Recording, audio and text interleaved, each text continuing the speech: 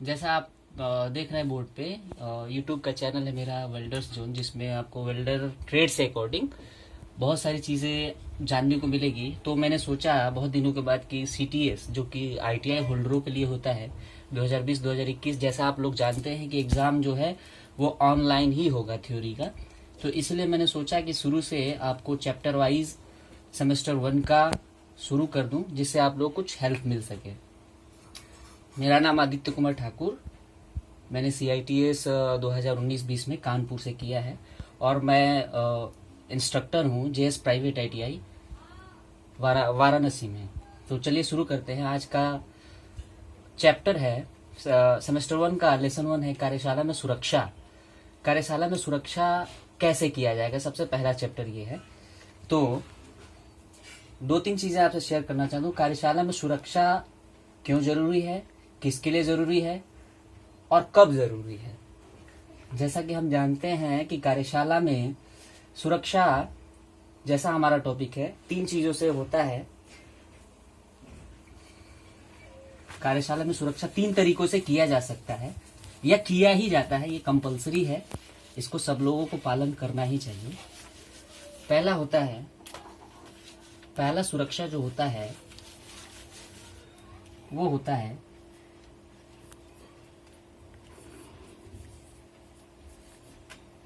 स्वयं की सुरक्षा, या इंग्लिश में इसको कहेंगे तो सेल्फ सेफ्टी। स्वयं की सुरक्षा क्यों जरूरी है? जैसा आप जानते हैं कि कुशल श्रमिक को प्रशिक्षण के बाद किसी न किसी मल्टीनेशनल कंपनी में या गवर्नमेंट कंपनीज में काम मिलता है, तो वहां पे आपको सुरक्षा के नियमों का पालन करना बहुत ही जरूरी होता है। स्वयं की सुरक्षा में आता है कि जो कारीगर जो होता है वो अगर स्वयं सुरक्षित नहीं रहेगा तो बहुत सारे एक्सीडेंट होने के चांसेस हो सकते हैं। जैसे जो कारीगर होता है उससे बहुत सारी चीजें रिलेटेड होती हैं। सबसे पहला, अगर वो सेफ्टी का पालन नहीं कर सकता है तो उसको 2 चीजें हो सकती हैं। एक होता है नॉर्मल एक्सीडेंट जैसा आमतौर पे हो जाता है, कट जाना, छिल जाना या चोट लग जाना, ये नॉर्मल एक्सीडेंट में आता है। दूसरा होता है फैटल एक्सीडेंट। फैटल एक्सीडेंट में होता है, फैटल एक्सीडेंट जो होता है वो बहुत ही खतरनाक होता है। इसमें आपके अंगों का कट जाना या सिर का फट जाना वगैरह वगैरह, जिससे आपको जान का नुकसान हो सकता है या अपनी जान भी गंवा सकते हैं। तो स्वयं की सुरक्षा में 2 चीजें आनी जरूरी है कि नॉर्मल एक्सीडेंट हो सकता है, फैटल एक्सीडेंट होता है। तो इन चीजों से आप कैसे बचेंगे? इन चीजों से बचने के लिए आपको मैं कुछ चीजें बता रहा हूँ। ये चीजें बुक में भी है, लेकिन मैं अपनी तरफ तरीके से आपको समझा इसलिए रहा हूँ कि वो आपको जानना बहुत ही जरूरी है। स्वयं की सुरक्षा आप कैसे करेंगे? सबसे पहला, जब भी वर्कशॉप में जाएं तो 3 चीजें होती हैं वर्कशॉप में। पहला होता है इंफॉर्मेशन शीट। दूसरा होता है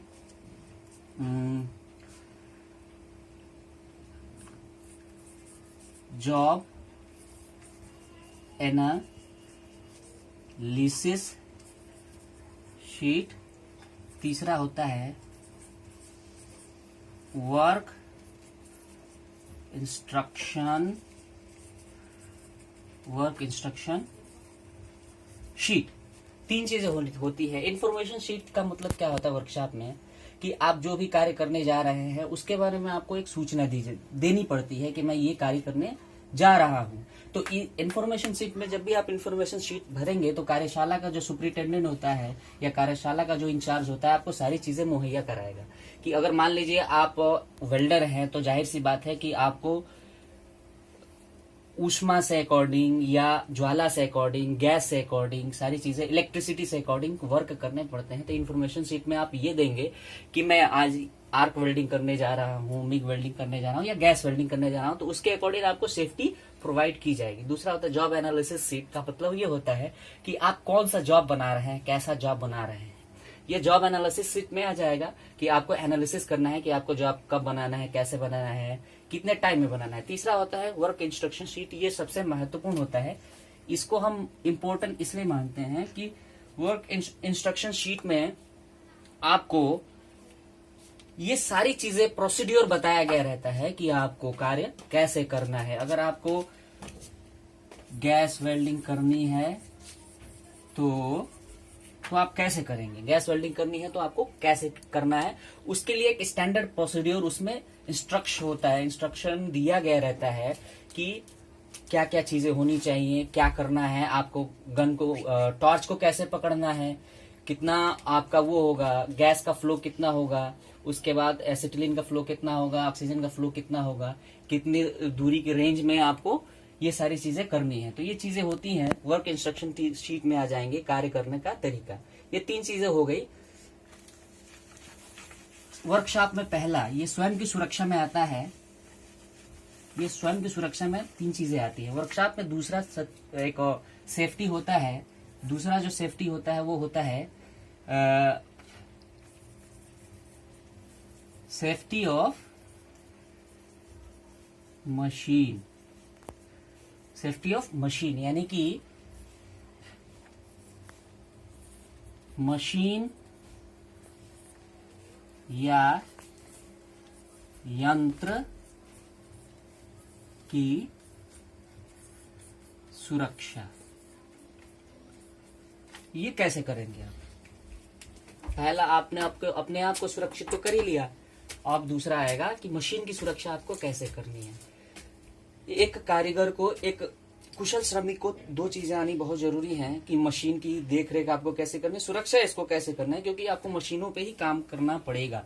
आप जैसा जानते हैं कि औद्योगिकीकरण की नीति जब से है तब से लोग मैनुअली काम करना बहुत लोगों ने कम कर दिया। ऐसा सोचिए कि गवर्नमेंट ने बहुत ही कम कर दिया है। मशीनों से ज्यादा आजकल वर्क होता है। आप वेल्डिंग करने जाएंगे तो जैसा आप पहले मैनुअली फोर्ज वेल्डिंग करते थे वैसा आज नहीं है।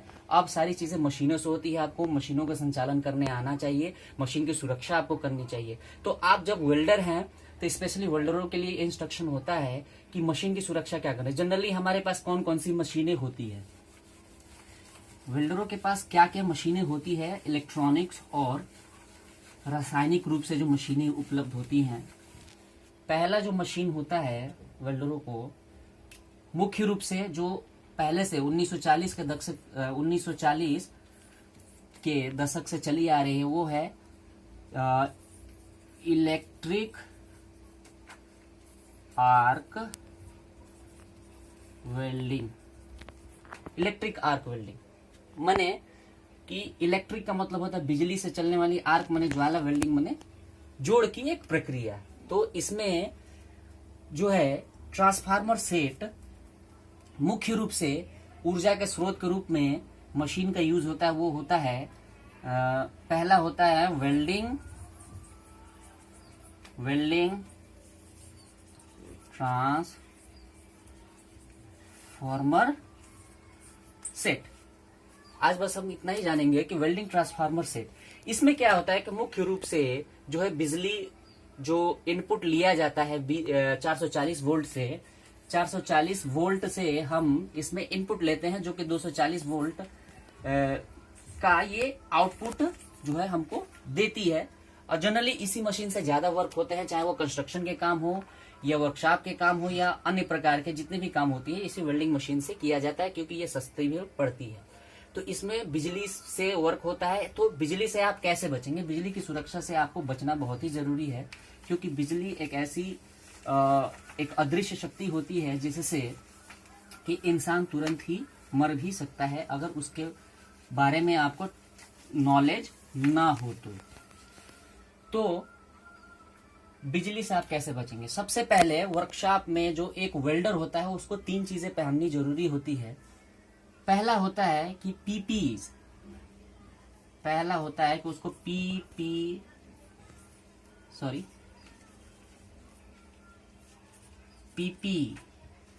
पहनना जरूरी होता है। पीपी का मतलब होता है personal protective equipments. Personal protective equipment का मतलब होता है स्वयं की सुरक्षा करने वाले उपकरण। तो पीपीई पहनना जरूरी है। बिजली से अगर हमको काम करना है, बिजली से ही हमारा नाता है, अगर हम वेल्डर है तो तीन चीजें पीपीई आपको पहननी बहुत ही जरूरी होती है। पीपीई में अब क्या जाएगा, पर्सनल प्रोटेक्टिव इक्विपमेंट्स में वेल्डर को क्या क्या पहनने जरूरी होते हैं वो मुख्य रूप से जानना जरूरी। पहला कि वेल्डर को सबसे पहले एप्रन पहनना जरूरी होता है।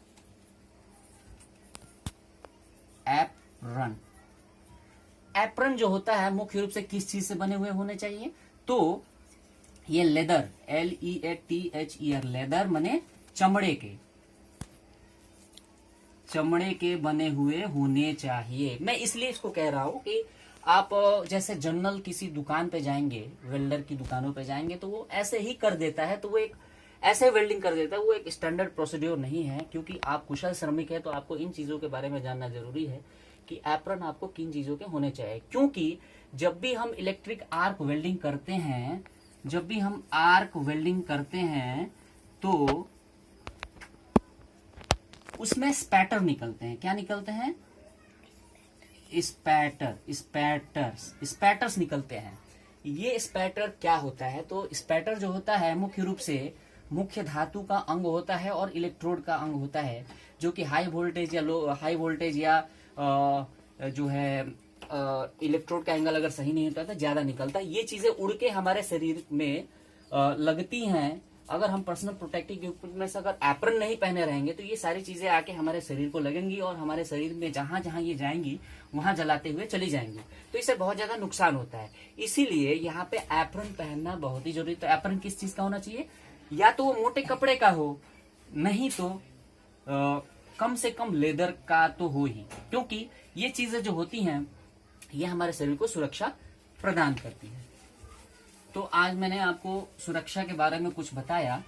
तो ये आज पहला क्लास था, तो कल से जो है रेगुलर इसी टाइम से हम लोग डिस्कस करते चले जाएंगे, और ऐसे ही कर करके मैं सारा चीज आपका कंप्लीट करा दूंगा और पीडीएफ भी आपको प्रोवाइड करा दूंगा अकॉर्डिंग टू द सिलेबस, जिससे आप पढ़ के तैयारी करके आराम से वेल्डिंग ट्रेड में तो आप पास हो ही जाएंगे। तो आज के लिए बस इतना ही, लेकिन वेल्डर्स जोन को आप सब्सक्राइब करना मत भूलिएगा और बेल आइकन को भी दबा दीजिए, जिससे नोटिफिकेशन आपको मिलता रहे मेरे हर वीडियो का। तो चलिए आज के लिए इतना ही। Thank you.